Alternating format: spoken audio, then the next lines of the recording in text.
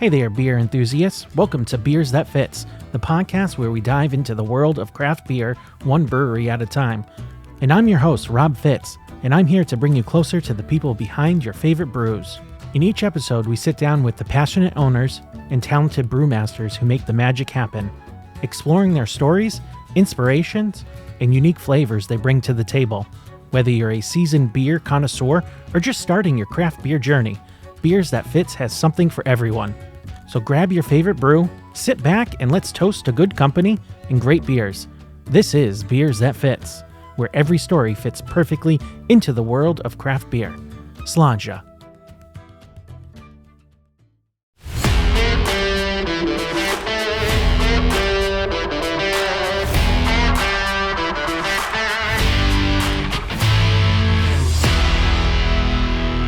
Hey there, beer lovers. Welcome back to Beers That FITZ. Today's episode is a special one as we dive into the story of Leadfoot Brewing, a brewery with deep roots in western Massachusetts and a passion for beer that spans the globe. We're sitting down today with Patrick Randall, the owner of Leadfoot Brewing, whose journey in beer brewing has taken him from sampling beers in Germany, Ireland, and Japan to creating his own brews right here in Chicopee, Massachusetts. What started with a 15-gallon home brew setup in 2015 has grown into a full-scale brewery house in the historic Hampden Brewing building. We'll talk about the Leadfoot's flagship brews like the Lager and the Pilsner, as well as their creative offerings like Monkey Punch IPA and Fizzy-Foot seltzer. So grab a pint and join us as we explore the fascinating histories, brews, and visions behind Leadfoot Brewing. Let's get started. So if you just want to tell me your name and where we're at today. My name is Pat Randall. I'm the owner of Leadfoot Brewing in Chicopee, Mass. Excellent. Pat, thank you very much for being on the podcast today. I appreciate you coming on. First question, what inspired you to start your brewery, and what was your journey like? Well, I started, probably a lot of people have this story, started home brewing and liked it.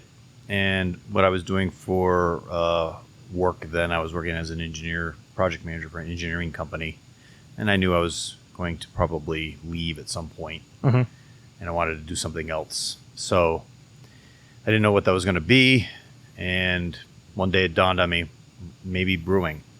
So I built a pilot rig. Okay. In my garage. Oh yeah, like everyone starts it with old kegs and big kettles, and I bought a couple used 1-barrel fermenters from some guy in New Jersey and just started doing that for probably about a year just Excellent. To see, if I'd like it. And it just grew from there. And what year was that?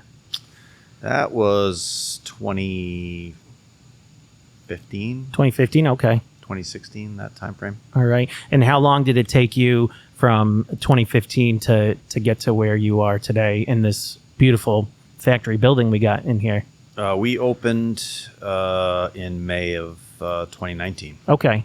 So just before the pandemic. Yeah. Yes. All right. How did you choose a name for the brewery, and is there a special story behind it? Oh, it's the way I drive, basically. You drive with a Leadfoot? Somebody came up with it, yeah, and I kind of chuckled, that's funny. And then I thought about it. I'm like, yeah, it's not a bad name. It's catchy. Yeah. Yeah. And I like cars, so it stuck. And how did the logo come into fruition with the name? We have a friend of ours, John Baker, whose son's a graphic designer in Boston. His name's Casey Baker. And we sent him the concept and the name, and that's it. And he came back with probably 90% of what you see in our logo. We did some little tweaks to it to make it more beer-related. Yeah. He basically pulled it all together with just some verbal discussion over the phone. So he's pretty good. Yeah, it kind of looks like, a Bigfoot, or now that you said, you drive with a Leadfoot, it kind of looks like a pedal and all. So, yeah, definitely. That's pretty cool. Well, that's an old gas pedal from the 60s and 70s. If you look at our bathroom doors, there's actually one right on there. So you could buy those and attach those to your regular gas pedal in your car. Oh, really? Okay. And have that as your gas pedal, basically. Oh, that's pretty cool. That's where that came from. Excellent. Yeah. Yeah. Can you describe your brewing philosophy and, what sets your beers apart from others? So we got into the market, I guess, when or after there's a plethora of New England IPAs. That's the hot style. And, I always liked the thing that really got me thinking even about brewing way early on was, traveling to different countries and tasting beers like in Germany and Italy and so forth. And, really classic style beers that we can't really get here. We don't get here. We get them as imports, but nobody's really making those. Yeah. So that's what I wanted to focus on was more traditional. There's so many different beer styles you can try and experiment with rather than just getting stuck in one. So I looked at lagers and, other different types of ales as, my focus. Right. All right. Going back to your garage when you first started there, and you said 2015. What was the first beer you ever brewed, and how did it turn out? I think it was the Pilsner. Okay. I was working with somebody else at the time. He's since left, but I was always trying to get the Pilsner, that Pilsner classic German Pilsner. So it might have been that. I'm not 100% sure, to be honest with you. It was a blur because we were just doing so much brewing back then and trying different things and making some errors, of course, along the way. Of course. Yeah. Let's see here. How do you come up with new beer recipes, flavor profiles, or do you just have your standard beers that you always brew here? Both. So we do have a lot of standards. My thought when I first opened it was that we were going to be rotating all the time, but once we started brewing certain beers, people were like, you can't get rid of this. We love this, and they're really good sellers. Those staples. Both here in the tap room and also for our wholesale business. So you're kind of stuck having to brew them. Right. So I try to keep some. We have seasonals, so we can float those in and out. We can change those if we want, winter, spring, summer seasonals. I take suggestions from people. Sometimes, I'll hear something and I'm like, yeah, that's not a bad idea. Maybe I'll do that. I don't know. It takes me a while to get to the point where I'm like, yeah, that's what I'm going to brew. But for example, we just did a collaboration brew with Lost Towns Brewing in Gilbertville, small brewery, but I really like their beers. They kind of brew my type of beers, styles that I like. So we did an Italian Pilsner. Ooh. So it's still in the tank. It's a lager, so it's going to take some time. But that's just something we just talked about, and it popped into our heads, and that's what we're doing. So sometimes it comes in quick. Other times it's suggestions from people. Right. When do you think that one will be ready? That's probably 3 to 4 more weeks. Okay.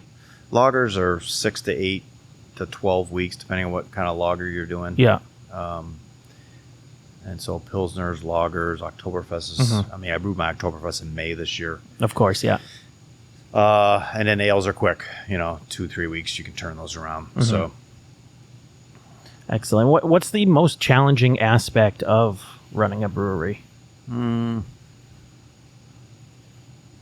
Most challenging, I guess, is just keeping the beer moving out the door. We have a lot of wholesale business, so we're constantly looking for different ways to get our beer sold in the marketplace. Our taproom business is pretty consistent, so it's more about the wholesale side. You got a good crowd that comes in here, your regulars and everything. Yep. Keeps the business going. That's great. Yeah, that's great. I'm really thankful for that. What's your favorite beer from your brewery and why? Right now, that changes. So people always ask me that, and I said, well, they're all like my kids. I love them all, so I can't really pick one out. I feel like I'm cheating on the other ones. So. Yeah. But right now, I like the Oktoberfest. It's a really good lager, and I like the way it came out this year. So, yeah, that's the one I'm kind of keying on right now. All right. It varies different days. We have a brand new New England IPA that came out everybody loves. Okay. It's been our top seller the last 2 weeks, so it varies. Very typical answer, you know. I'm sure. Yeah. Can you share any interesting or funny stories that happened during the brewery process? Funny Funny. Yeah. Well, most of it involves me getting blasted with yeast or beer or something. At some, Of course, yeah. Some clamp that wasn't on properly.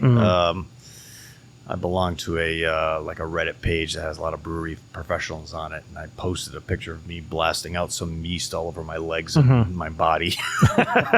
Everybody's, yeah, that's it. Way to own it, you know? Yeah. I'm like, yeah, I don't feel that way, you know. But You got a shower in here just in case anything like that happens? no. I mean, it's all floor drains over there, so Okay. if I do, I just take a hose, and I got to change the clothes here. Yeah. So that's a common, occurrence, is getting wet here or getting your feet wet or whatever. So Yeah, I try to keep it under control. yeah, definitely. How do you ensure consistency and quality across your batches? It's all about numbers, brewing is like baking. It's not like cooking, when you make something on the stove, you can kind of wing it, but brewing is all about time, temperature, ingredients. So you gotta measure, you gotta keep good notes. I have these recipe pages that I use that do a lot of the calculations for me, but you got to stay consistent with every aspect of it. Even when it's done brewing, the how you ferment, how long at this temp, how long at that temp, how long did you keep it in there. There's so many steps. So just documenting all that and making sure that you repeat that. You keep that all in a notebook in your back pocket? Oh yeah, it's on my laptop backed up, and nothing's really written down. It's all on my machine. Yeah. So that would be trouble if I was writing stuff down. Yeah. What trends in the craft beer industry excite you the most right now? I guess there is a lot of people moving towards lagers, which is cool. Yeah, I find myself, I really fell into the New England IPA a few years back, and I do find myself with the lagers or the any kind of light beers, stuff like that. I even find myself drinking a Coors Light once in a while. But yeah, definitely away from those, citrusy New England beers that were the huge craze a few years back. Yeah. There's a real appreciation for that. The lagers have a lot more dimension to them, and I think it's a function of the slower fermentation process, as well as the sitting and getting the flavors melded over a longer period of time. So you get more of a complex, nuanced kind of flavor from that. That's a little bit more in depth, rather than some of the ales are just like two-dimensional. Boom, here's the flavor, which is good. There's nothing wrong with that. Right. Ales have their place for sure, but yeah, I think a lot of breweries are discovering, the lagering side of the beer, which is over half of the beer recipes around. So. Oh yeah, absolutely. How do you source your ingredients, and do you have any special partnerships with any local farms or suppliers? We buy from a bunch. There's a maltster right in Holyoke, actually, that I buy some from. There's a hop farm up in Northfield that I buy some hops from. There's a lot of different places to get them. And sometimes it's just based on availability, especially with hops. They're not always available at all the places. Right. I have probably 6 or 8 different sources for hops, and yeast and malt. So it varies. That all depends on... I try to stay with the smaller, more local, rather than the giant. We started brewing. We were buying a lot of beer, a lot of ingredients for malt from Brewer Supply Group, which you can get malt from Germany and England and all that stuff, which are nice. They're real, traditional, authentic. But I like buying U.S. Malt, especially. So I've kind of converted back to that. Excellent. What role does sustainability play in your brewing process? The biggest part for me is about, efficiency and cost savings. We save from the wastewater, working from the back of the process towards the front. We save all our wastewater and dump to farm. Basically collects all the kind of heavy solids in there, and they use it to as a biodigester and make electricity with it. Oh, that's cool. That's cool. Yeah. And then we recover heat and try to, and a lot of that's just a cost thing more than anything else. You know, recovering CO2, recovering or doing heat recovery on the different steps of the process. It's really a cost savings that also gives you that side benefit of being environmentally friendly. Yeah. Got to keep those costs down too. You know, don't want to pass them on to the consumer. Oh man, we've seen a huge increase over the last few years. Utility costs, for example, it's been a nightmare. So everybody's going through it. I know. Completely understand. How do you engage with the local community? You know, what role does it play with your brewery's identity? Mostly through social media. That's the most common way for us right now. We have done some radio marketing. We've done some TV marketing. We're actually shooting a commercial here tomorrow. Oh, that's cool. I'm not sure if that's going to be for the Western Mass or the Eastern Mass market or yet. I haven't figured that out yet. But, you know, we try to do a little bit of that, you know. Our tap room business, you know, we're not open 7 days a week. We're only open 3. So right. Our tap room business is only a part of our overall business.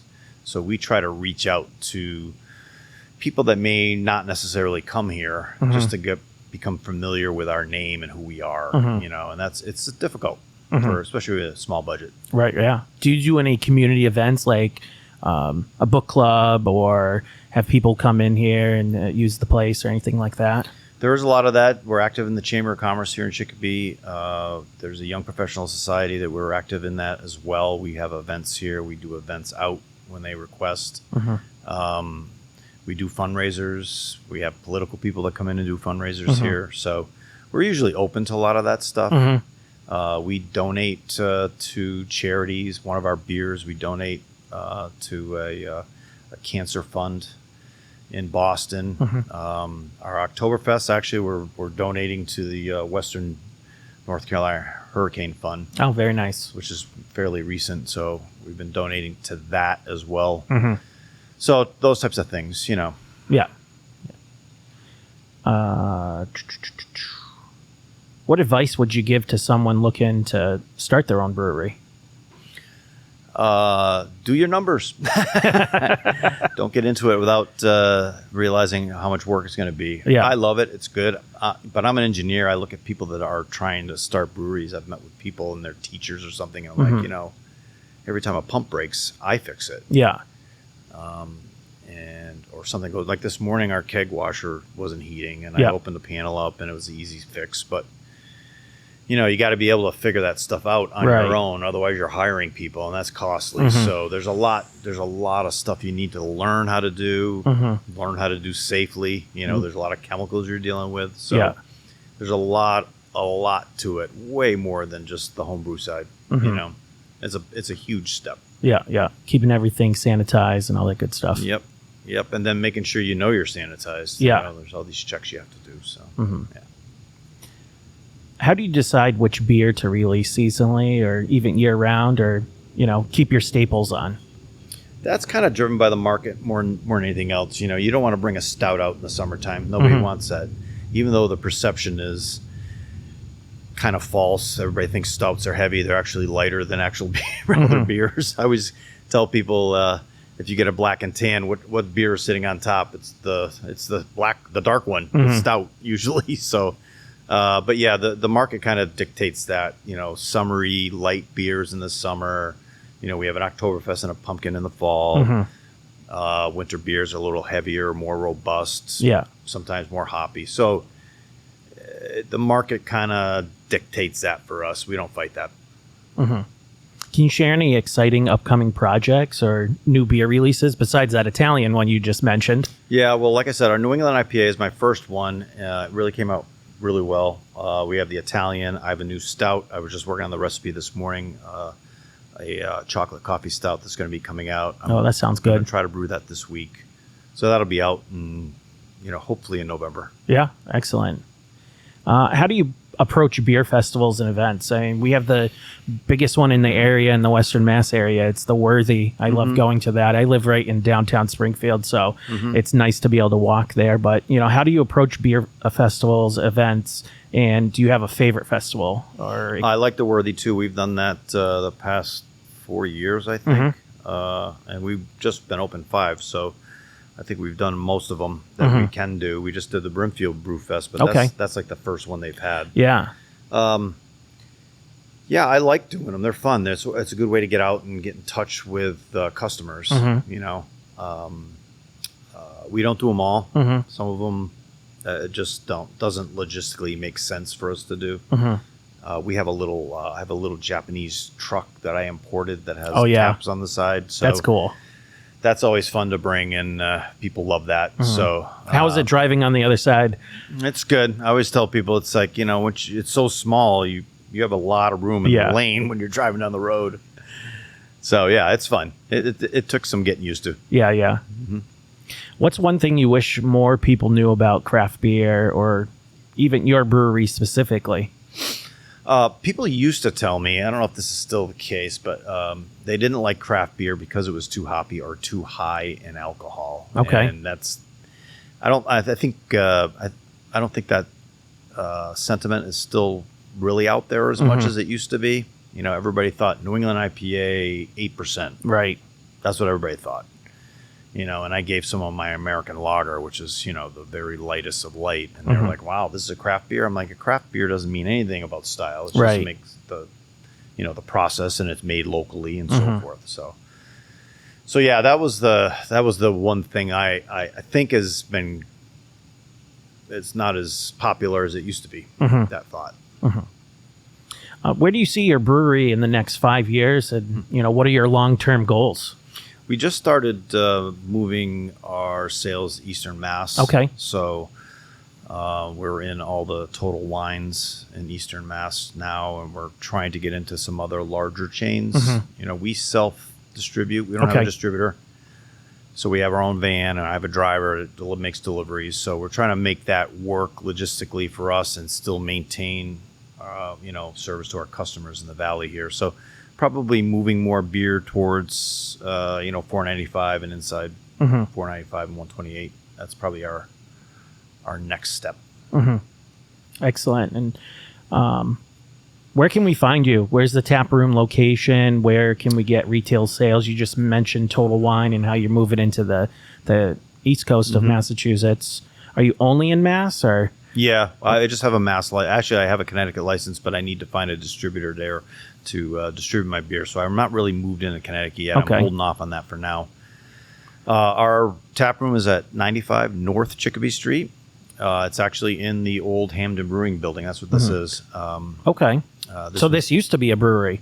Yeah, this was a brewery from 1899 to 1975. Oh, wow. Yeah. I did not know that. Yeah, so Hampden, we got some memorabilia up on the wall there. Hampden and Peels, those are the main. There were other beers, but they were one of the original buildings right across the parking lot over there. You can walk out, take a look at it. It's really old. Yeah. This was the bottle and can storage warehouse. It was, built in 1961, I think it was, or something like that. But so that's where we're located. We're behind the Good Dog Spot, or across the street from Al's Diner. People know Chicopee at all, Willimantic section. And we're also in a ton of liquor stores all over the valley. All the Table and Vines, Liquor 44, and so forth. I can't name them all because I don't really know them all. Yeah. My salesman has a better grasp on that than I do. I have a full-time sales guy, so he's more in tune to that than I am. Yeah, that's good. Are you still in Chili's up in Hadley? Because I remember a few years back you were. We were. We haven't delivered up there in a while. We delivered a Arizona pizza in Hadley. Okay. Bistro 63 in Amherst, JJ's Tavern in Florence. So we're in a lot of Yard Tavern in South Hadley. We're in a lot of restaurants and bars as well. That's good. Excellent. Well, Pat, thank you very much for coming on the podcast. I do appreciate the interview today, and certainly. Yeah. Thanks for reaching out. It was good to meet you. Yeah, definitely. And thanks. Appreciate it. All right. Thank you very much. All right, man. Thanks for tuning in to this week's episode of Beers That FITZ. I hope you enjoyed our deep dive into the world of craft beer. Don't forget to rate, like, and subscribe if you enjoyed today's episode. You can follow us on Instagram, Facebook, and TikTok for all updates, behind-the-scenes content, and more. And remember, new episodes drop every Thursday, so be sure to join us next week for another great conversation with the people behind your favorite brews. Until then, grab a pint, enjoy, and cheers to good times and great beers. Slanja.